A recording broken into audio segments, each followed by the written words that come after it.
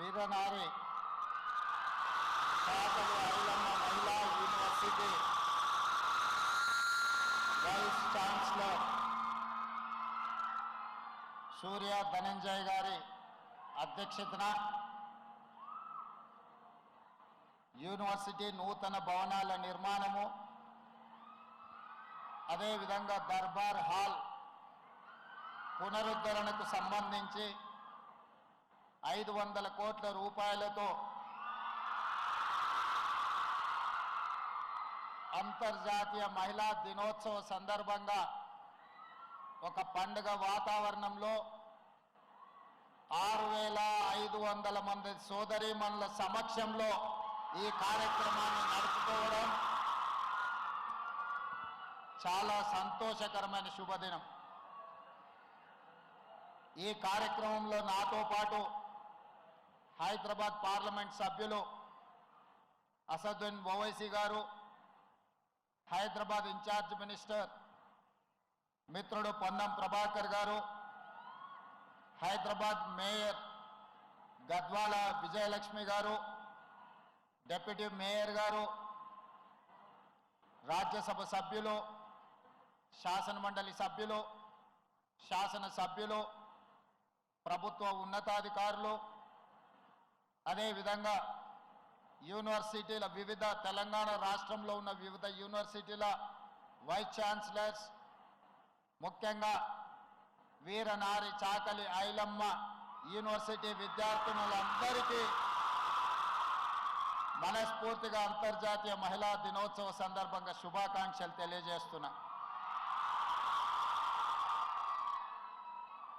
ఈ యూనివర్సిటీ కళాశాలగా 1924 7 మంది విద్యార్థులతో మొదలై ఈరోజు దాదాపుగా 100 సంవత్సరాలు పూర్తి చేసుకొని 7000 మంది దాదాపుగా విద్యార్థినులతో ఈరోజు యూనివర్సిటీ అభివృద్ధి పదం వైపు నడవడం, మీరందరూ కూడా రాణించడం, అలాంటి 100 సంవత్సరాల చరిత్ర కలిగిన ఈ కోటి ఉమెన్స్ కాలేజ్ని యూనివర్సిటీగా ప్రకటించడమే కాదు,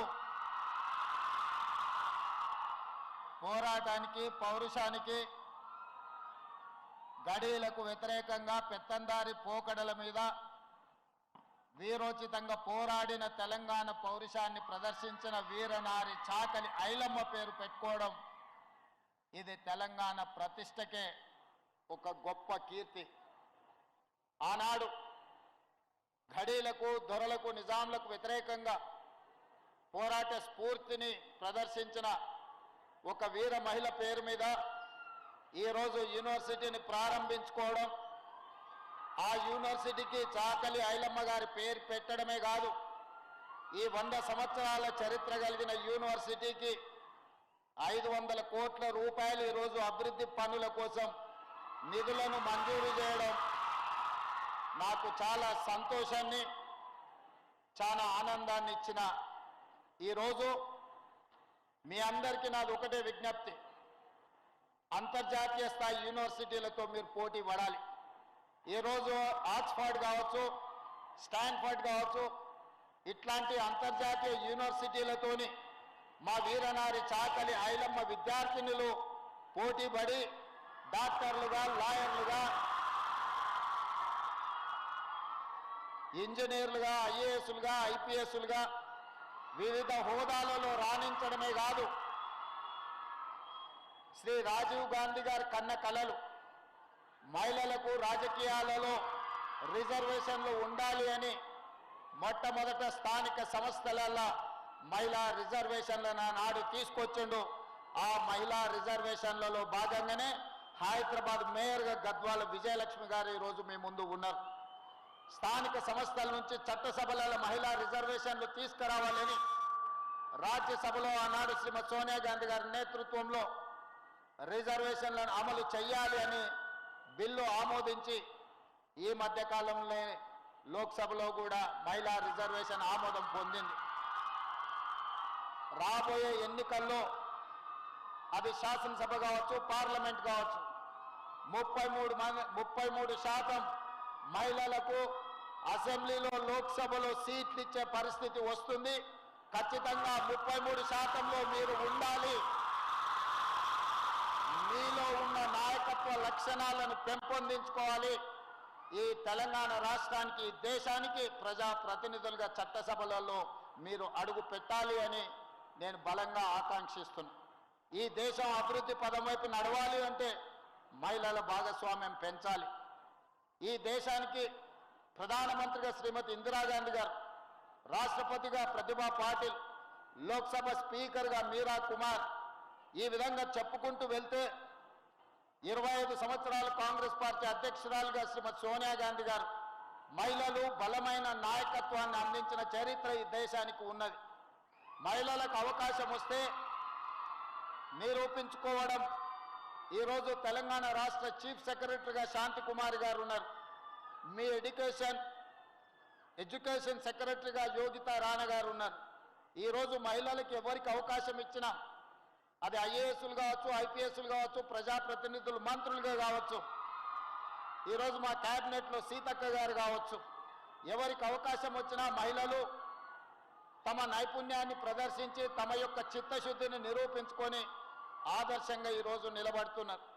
అందుకే ఈరోజు ఈ వేదిక మీద నుంచి మా సోదరిమణులందరికీ నాదొకటే విజ్ఞప్తి, ఇదొక అద్భుతమైన అవకాశం. ఈ యూనివర్సిటీలో మీకు అడ్మిషన్లు రావడం, మీరు ఇక్కడ చదువుకోవడం అనేది నిజంగా మీ గొప్ప అదృష్టం. దీని అవకాశంగా మలుచుకోండి. ఈరోజు తెలంగాణ రాష్ట్రంలో మహిళలకు ఉన్న ప్రాధాన్యత, నేను వచ్చిన తర్వాత ఆడబిడ్డలకు ఆర్టీసీలో ఉచిత బస్సు ప్రయాణాన్ని ఇచ్చినాం. ఈరోజు మీరు ఎక్కడికి వెళ్ళినా, మీరు ఇంట్లో బయలుదేరినప్పటి నుంచి బడికి వెళ్ళాలన్నా, గుడికి వెళ్ళాలన్నా, మీ బంధువుల ఇంటికి పోవాలన్నా, భద్రాచలం పోవాలన్నా, యాదగిరిగుట్ట నరసింహస్వామిని దర్శించుకోవాలన్నా ఆడబిడ్డలు అనా పైసలు లేకుండా ఈరోజు ఉచిత బస్సు ప్రయాణాన్ని మీ అన్నగా ఈరోజు తెలంగాణ రాష్ట్రంలో నేను అమలు చేస్తున్నా. అదేవిధంగా కుటుంబ బాధ్యత ఆడబిడ్డల మీద ఉంటుంది. ప్రతి కుటుంబానికి 200 యూనిట్లు ఉచిత కరెంట్ ఇవ్వడమే కాదు, ఈరోజు గ్రామీణ ప్రాంతాలలో, ముఖ్యంగా తండాలలో, గూడాలలో, మారుమూల పల్లెల్లో ఉన్న పాఠశాలను అమ్మ ఆదర్శ పాఠశాల పేరు మీద స్వయం సహాయక సంఘాలకే పూర్తిగా పాఠశాలల నిర్వహణ ఈరోజు ఇచ్చినాం. ఎందుకంటే వాళ్ళ పిల్లలే ప్రభుత్వ పాఠశాలలో చదువుకుంటారు. వాళ్ళు నిర్వహించినప్పుడే ఆ పాఠశాలల యొక్క నాణ్యత పెరుగుతుంది అని ఈరోజు ఇవ్వడం జరిగింది. ఇదే కాదు, స్వయం సహాయక సంఘాలకు ఈరోజు పాఠశాలలలో పిల్లలకి ఇచ్చే రెసిడెన్షియల్ స్కూల్స్లో డ్రెస్సులు ఏవైతే స్టిచ్చింగ్ ఉన్నాయో 1,30,00,000 జతలు బట్టలు కుట్టే బాధ్యత కూడా ఈరోజు స్వయం సహాయక సంఘాలకే ఇచ్చడం, కార్పొరేట్ కంపెనీలకు ఇవ్వకుండా అని మా సోదరి మళ్ళకి నేను ఈరోజు చెప్పదలుచుకున్నా.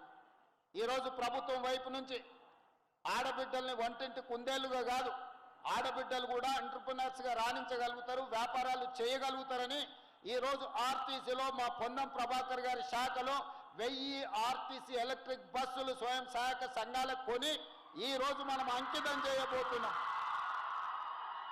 అదేవిధంగా సోలార్ పవర్ అంటే అదానీ అంబానీ కార్పొరేట్ కంపెనీలే వ్యాపారం చేస్తారని అనుకునేది. కానీ ఈరోజు 1000 మెగావాట్స్ సోలార్ విద్యుత్ ఉత్పత్తి చేసి రాష్ట్ర ప్రభుత్వానికి సరఫరా చేసే విధంగా మహిళా సంఘాలకే ఈరోజు 1000 మెగావాట్ల సోలార్ విద్యుత్ ఉత్పత్తిని ఒప్పందాలు చేసి ఈరోజు మహిళల్ని వ్యాపారవేత్తలుగా అదానీ అంబానీలతో పోటీ పడే విధంగా ఈరోజు కార్యాచరణ తీసుకొని ముందుకు వెళ్తున్నాం. ఇంకా చాలా చేయాల్సిన అవసరం ఉన్నది. అన్నిటికంటే ముఖ్యంగా మహిళలు రాణించాలి అంటే చదువుకోవాలి. కుటుంబ బాధ్యతలను నిర్వహించుకుంటూనే విద్యలో రాణించినప్పుడే మీ కుటుంబాలు బాగుపడతాయి. అందుకే విద్యకు అత్యంత ప్రాధాన్యత ఇచ్చి ఈరోజు మీ యూనివర్సిటీ యొక్క మొత్తం ఇన్ఫ్రాస్ట్రక్చర్ని పూర్తి స్థాయిలో అంతర్జాతీయ ప్రమాణాలతో నిర్మించడానికి 500 కాదు, ఇంకా అవసరమైతే 1-200 కోట్లు ఎక్స్ట్రా అయినా రాష్ట్ర ప్రభుత్వం ఇస్తుంది. 2.5 సంవత్సరాల ఈ మొత్తం కన్స్ట్రక్షన్స్ అంతా కంప్లీట్ కావాలి. వేదిక మీద ఉన్న అధికారులకు నేను ఆదేశాలు ఇస్తున్నా. ఇది 5 సంవత్సరాలు 10 సంవత్సరాలు ఖర్చు పెట్టే విధానం, కన్స్ట్రక్షన్ చేసే విధానం కాదు. 30 నెలల్లో 100% ఈ యూనివర్సిటీ అంతర్జాతీయ స్థాయిలో నిర్మాణాలు పూర్తి కావాలి. నిరంతరం స్వయంగా నేనే పర్యవేక్షించి నిధులకు ఎలాంటి ఇబ్బంది లేకుండా మీ హాస్టల్స్ కానీ, మీ క్యాంపస్ కానీ, మీ ఆడిటోరియం కానీ, మీ ప్లే గ్రౌండ్స్ కానీ మీకు ఎలాంటి ఇబ్బంది జరగకుండా 100% ఈ క్యాంపస్ని అభివృద్ధి చేసే బాధ్యత నేను తీసుకుంటున్నా. మీరు నాకు ఇవ్వాల్సిన మాట ఒక్కటే, మీరు బాగా చదువుకోవాలి, రాణించాలి, మీరు జీవితంలో ఉన్నత శిఖరాలకు ఎదగాలి. అప్పుడే మీ తల్లిదండ్రుల యొక్క ఆకాంక్ష నెరవేరుతుంది, తెలంగాణ రాష్ట్రం బలపడుతుంది. మీరందరూ కూడా ఉన్నత విద్య వైపు రాణించాలని కోరుకుంటూ మీ అందరికీ మరొకసారి అంతర్జాతీయ మహిళా దినోత్సవ శుభాకాంక్షలు తెలియజేస్తూ మీ అందరి దగ్గర సెలవు తీసుకుంటున్నా.